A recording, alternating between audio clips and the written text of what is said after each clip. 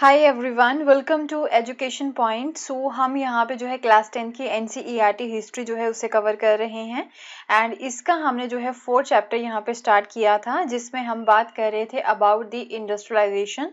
तो इंडस्ट्रियलाइजेशन जो है ये वर्ड हिस्टोरियंस जो है क्यों यूज़ करते हैं, कौन से टाइम पीरियड के लिए यूज़ करते हैं, उसके बारे में भी हमने बात की थी। तो जिस टाइम पीरियड को ये जो है इंडस्ट्रियलाइजेशन का टाइम पीरियड बोलते हैं हिस्टोरियंस, क्या ऐसा था कि उसी समय से ही यहाँ पे जो है व्यापार होना स्टार्ट हुआ था, उससे पहले यहाँ पे ट्रेड नहीं होता था क्या? तो इन सब चीज़ों के बारे में भी हमने यहाँ पे देखा था। इन क्वेश्चंस के आंसर जो है वो फाइंड करने की कोशिश की थी। तो फैक्ट्रीज तो जो है बाद में सेटअप यहाँ पे हुई थी, तो इससे पहले भी यहाँ पे व्यापार हुआ करता था, इससे पहले भी यहाँ पे जो है मैन्युफैक्चरिंग हुआ करती थी। तो वो जो है हैंडमेड मैन्युफैक्चरिंग हुआ करती थी। बट जब यहाँ पे क्या होता है कि फैक्ट्री सेटअप हो जाती हैं, यहाँ पे हर एक चीज़ जो है मशीन के साथ जो है बननी स्टार्ट हो जाती है, तो उस टाइम पीरियड को ये जो हिस्टोरियंस हैं वो बोल देते हैं कि इंडस्ट्रियलाइजेशन का जो है ये पीरियड आ गया है। ओके। तो इसके बारे में हमने यहाँ पे देखा था कि यूरोप में किस तरह से इंडस्ट्रियलाइजेशन जो है वो स्टार्ट होता है एंड आफ्टर दैट हमने जो है अपनी प्रीवियस वीडियो में जो कॉलोनीज है, कॉलोनीज में हमने जो है इंडिया के बारे में जो है पढ़ना स्टार्ट किया था। तो यहाँ पे भी जो है इंडस्ट्रियलाइजेशन यहाँ पे जो होना स्टार्ट हुआ था, तो उससे पहले भी यहाँ पे जो है व्यापार हुआ करता था, यहाँ पे जो है प्रोडक्शन हुआ करती थी। तो इंडिया का व्यापार तो वो काफ़ी ज़्यादा यहाँ पे एक तरह से दूसरी कंट्रीज़ के साथ फैला हुआ था एंड इनके जो कनेक्शंस थे वो यहाँ पे दूर दूर तक थे। इंडिया का जो कॉटन है एंड जो सिल्क है, राइट, वो बहुत ज़्यादा फेमस था। यूरोप में जो है इसकी बहुत ज़्यादा डिमांड हुआ करती थी, राइट, इवन फैक्ट्री सेटअप होने से पहले भी। तो ये चीज़ें हमने जो है अपनी प्रीवियस वीडियो में देखी थी। तो अब जब यहाँ पे जो फैक्ट्रीज हैं वो सेटअप होनी स्टार्ट हो जाती हैं, तो जो वीवर्स होते हैं, एक्चुअल में जो वीवर्स होते हैं जो हाथ के साथ यहाँ पे काम करते थे, हैंडमेड जो कपड़ा वो यहाँ पे बनाया करते थे या फिर चीज़ें वो बनाया करते थे, तो मशीनें आने के बाद में जो है इनके साथ क्या होता है वो चीज़ें जो है आज इस पर्टिकुलर वीडियो में हम यहाँ पे कवर करेंगे। So what happen to the weavers, तो यही चीज़ है इसमें हम जो पढ़ेंगे आज। तो जैसे कि आप जानते हो कि 1760s के बाद में क्या था कि ईस्ट इंडिया कंपनी ने अपनी पावर जो है वो यहाँ पे कंसोलिडेट करनी स्टार्ट कर दी थी कॉलोनीज में। सो हाउएवर अगर जो है वो यहाँ पे आ भी जाते हैं तो ऐसा नहीं है कि उसी समय से ही जो इंडिया का जो टेक्सटाइल एक्सपोर्ट है फ्रॉम द इंडिया वो डिक्लाइन हो जाता है। So it did not initially lead to a decline in the textile exports from the India, right. तो यहाँ पे इनिशियली इंडिया का जो टेक्सटाइल एक्सपोर्ट है वो होता ही रहता है, वो डिक्लाइन नहीं होता है।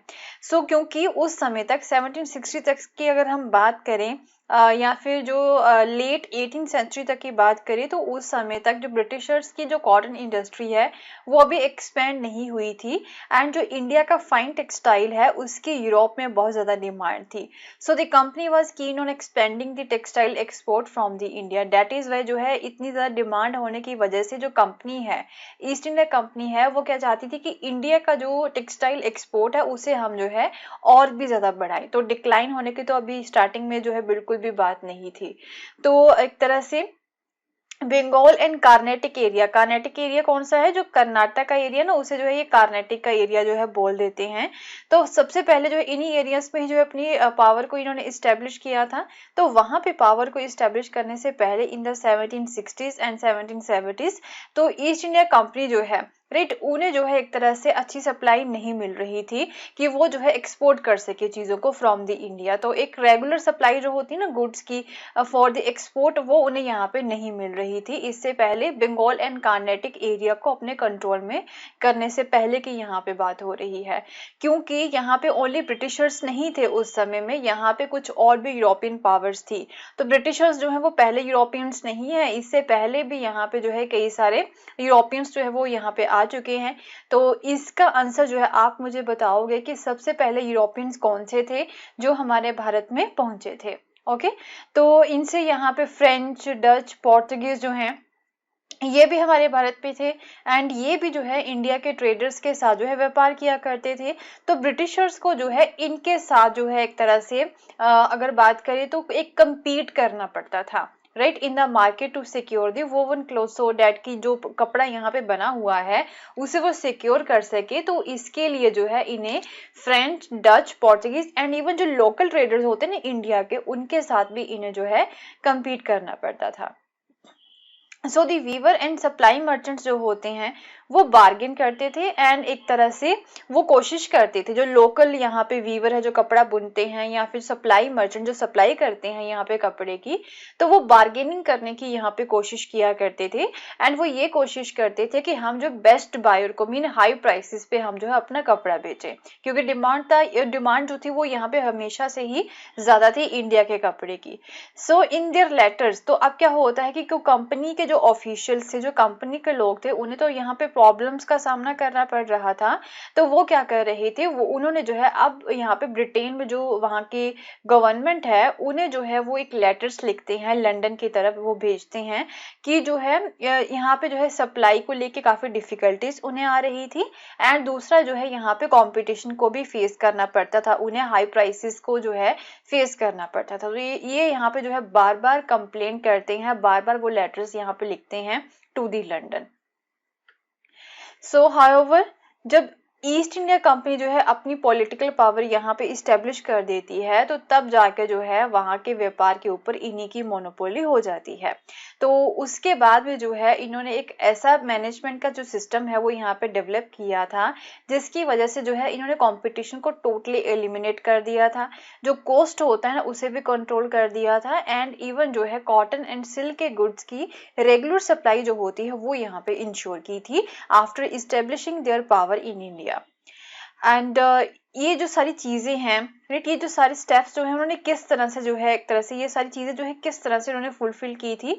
So this it did through a series of steps, कई सारे स्टेप्स जो है वो इन्होंने यहाँ पे लिए थे ये सारी चीजें मेंटेन करने के लिए, एक मैनेजमेंट यहाँ पे करने के लिए। तो सबसे पहला स्टेप इन्होंने कौन सा लिया था, that the company try to eliminate the existing traders, तो पहले से जो यहाँ पे व्यापारी थे ना उन्हें जो है इन्होंने एलिमिनेट करने की कोशिश की थी। एक तो लोकल व्यापारी थे, कौन कौन से व्यापारी थे यहाँ पे, एक आपके आ जाते हैं local traders, right, local traders हो गए एंड दूसरे यहाँ पे दूसरी यूरोपियन कंट्रीज थी जैसे पोर्टुगीज डच हो गए, राइट, तो वो भी व्यापारी थे, तो उनके साथ भी जो है इन्हें पहले कंपटीशन फेस करना पड़ता था। तो अब इन्होंने क्या किया कि जो एग्जिस्टिंग ट्रेडर्स थे जो ब्रोकर्स थे उनके साथ जो है इन्होंने उन्हें एलिमिनेट करने की कोशिश की थी, राइट।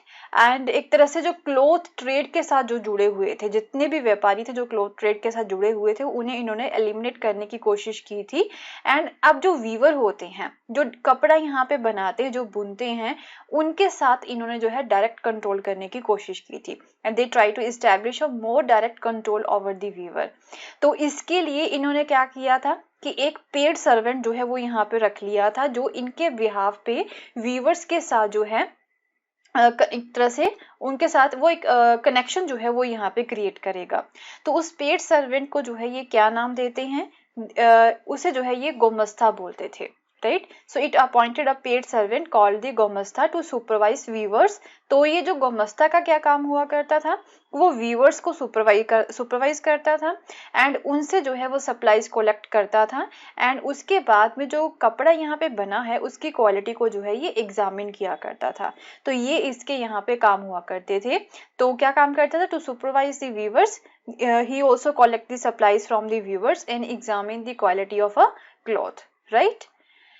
एंड आफ्टर दैट जो सेकंड स्टेप इन्होंने यहाँ पे लिया था, क्या किया था इन्होंने, इट प्रिवेंटेड कंपनी वीवर्स, जो कंपनी के वीवर्स थे, राइट, उन्हें जो है इन्होंने बोला था, उन्हें जो है ये प्रिवेंट करते कि आप जो है किसी दूसरे खरीदार के साथ, किसी दूसरे बायर्स के साथ जो है आप डील नहीं करोगे। जो भी चीजें आप यहाँ पे बनाओगे, जो भी चीजें यहाँ पे प्रोड्यूस हो रही हैं गुड्स, उन्हें जो है आप हमें ही बेचोगे। तो ये जो है इन्होंने किस तरह से किया था, वो जो है इन वीवर्स को एडवांस दे देते थे, राइट। एडवांस देने के बाद में जो है ये ऑर्डर प्लेस हो गया इनका। So the weavers were given loans to purchase the raw material for their production. तो उन्हें जो है लोन्स दे दिए गए थे, मीन पैसा उन्हें दे दिया गया था कि आप जो है प्रोडक्शन के लिए रॉ मटेरियल जो है वो परचेज कर सकते हैं। एंड क्या था, जब वो जो है कपड़ा बन जाता था तो फिर कपड़ा जो प्रोड्यूस हुआ था वो जो है किसे दे देते थे, ये जो वीवर्स थे वो गोमस्ता का जो कपड़ा है वो दे देते थे तैयार करके। So they could not take it to the any other trader. तो वो कपड़ा जो है वो किसी दूसरे ट्रेडर को जो है नहीं बेच सकते थे, वो जो है इन्हीं को ही बेचना होता था। ये जो प्रोड्यूस्ड गुड्स होती हैं ना वो इन्हीं को ही बेचनी होती थी, किसी अदर ट्रेडर के साथ जो है ये कोई भी कनेक्शन नहीं बना सकते थे। तो अब क्या था, जो लोन्स थे यहाँ पे वो फ्लो हो रहे थे, मीन इनकी तरफ लोन्स जो हैं इन वीवर्स को बहुत ज्यादा जो है मात्रा में दिए जा रहे थे। तो जिसकी वजह से जो फाइन टेक्सटाइल्स की जो डिमांड है ना वो और भी ज्यादा यहाँ पे एक्सपेंड हो जाती है। एंड जो वीवर्स हैं, जब डिमांड बढ़ जाती है तो वीवर्स जो है ना वो एडवांसेस जो है फटाफट से लेने स्टार्ट कर देते हैं, सो डैट कि हम जो है ज्यादा यहाँ से कमा सके। तो वो ज्यादा से ज्यादा लोन लेने की कोशिश करते हैं, सो डैट कि हम ज्यादा से ज्यादा कपड़ा जो है वो यहाँ पे प्रोड्यूस कर सके, तो वो हम जो है उसके बाद में ज्यादा से ज्यादा यहाँ पे अर्न कर सके। तो ऐसा जो है उनके मन में ये चीजें आती हैं। तो कई वीवर्स के पास जो है छोटे मोटे प्लॉट्स भी थे जिसके ऊपर वो खेती किया करते थे। तो अब जो है वो इसे किसी दूसरे पर्सन को दे देते हैं वहां पे खेती करने के लिए, एंड खुद जो है पूरा परिवार क्या करता था, खुद जो है वो यहाँ पे वीविंग के काम में लग जाते हैं। Okay, now they had to lease out the land and devote all their time to the weaving. So weaving के काम में जो है ना एक तरह से पूरी इंटायर फैमिली को जो है यहाँ पे लगना पड़ता था, एक पूरी जो लेबर होती है ना वो यहाँ पे लगती थी। ओके, उनके बच्चे हो गए, उनके घर की वुमेन होगी, तो सभी जो है, क्योंकि वीविंग के जो प्रोसेसेस होते हैं कई सारे होते हैं, कई सारी स्टेजेस में जो है इस कपड़े को बनाया जाता है, तो हर प्रोसेस के लिए यहाँ पे जो है घर का कोई ना कोई मेंबर जो है वो लगा होता था। तो इस तरह से अब जो है इन्होंने सिक्योर किया था ट्रेड को। So soon, however, in many weaving villages there were the reports of clashes between the weavers and the गोमस्तास। तो अब एक ये सिस्टम तो इनके द्वारा सेटअप कर दिया गया था, बट इसमें भी जो है इन्हें प्रॉब्लम्स का सामना करना पड़ता है।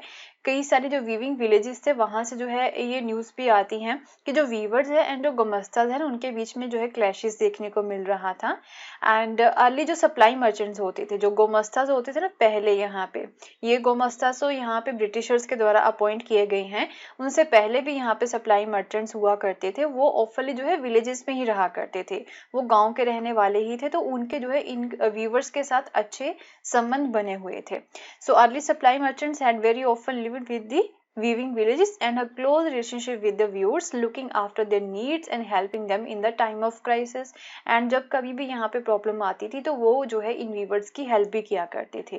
बट ये जो नए गोमस्ताज हैं ये जो है आउटसाइडर्स थे, एंड इनका जो है विलेज के साथ कोई भी सोशल लिंक नहीं था। तो जब कभी भी जो है इन विलेजेस में ये आते थे, काफी एरोगेंटली ये एक्ट करते थे, and they march into the villages with the सिपाहीज एंड पियंस, अपने साथ ये पियन लेके आते थे, सिपाही लेके आते थे। एंड अब जब कभी भी जो है सप्लाई में डिले होती थी किसी वीवर के द्वारा, तो उन्हें जो है ये पनिशमेंट भी देते थे, उन्हें जो है ये बीट किया करते थे, फ्लो किया करते थे उनकी तरफ, राइट। सो जिसकी वजह से the weavers lost space to bargain for prices and sell it to the different buyers, and the price they receive from the company was miserably low. तो ये जो प्रोड्यूस्ड गुड्स होते थे ना उसके बदले में भी जो है इन्हें काफी कम प्राइसेस जो है वो दिए जाते थे, इवन जो अपने लोन भी ये रीपे नहीं कर पाते हैं। जिसकी वजह से अगर हम कार्नेटिक की बात करें या फिर बंगाल की बात करें, कार्नेटिक कौन सा एरिया हो गया, कर्नाटक का एरिया हो गया। सो वीवर्स जो है वो क्या करते हैं, विलेजेस को छोड़ देते हैं, माइग्रेट कर देते हैं वहां से, एंड अलग जगह पे जो है या फिर अपने कोई रिलेशंस इनके होते, फैमिली रिलेशन, उनके साथ जो है ये जाके रहना स्टार्ट कर देते हैं। So elsewhere weavers along with the village traders revolted. तो कई जगह पे जो वीवर्स हैं वो विद्रोह भी करना स्टार्ट कर देते हैं, कंपनी एंड उनके ऑफिशियल्स को जो है ये अपोज करना स्टार्ट कर देते हैं, एंड जिसकी वजह से हमें जो है क्लैशेस की रिपोर्ट्स भी देखने को मिलती है। एंड ओवर द टाइम कई सारे जो वीवर्स थे उन्होंने लोन्स भी पे करने से रिफ्यूज कर दिया था, अपनी जो वर्कशॉप्स होती हैं वो क्लोज डाउन कर दी थी, एंड फिर दोबारा से जो है वो एग्रीकल्चर लेबर की तरफ जो है वो निकल पड़ते हैं। So but by the turn of 19th century cotton weavers जो हैं उन्हें और भी कई सारी प्रॉब्लम्स का यहाँ पे सामना करना पड़ता है, जिसकी वजह से यहाँ पे जो है और भी बड़े लेवल पे विद्रोह यहाँ पे हमें जो है देखने को मिलेंगे। Okay, so will continue with the same topic in our next video, and अगर आपको मेरा कोर्स पसंद आया तो इसे शेयर करना ना भूलें। Thank you so much, have a nice day, bye bye.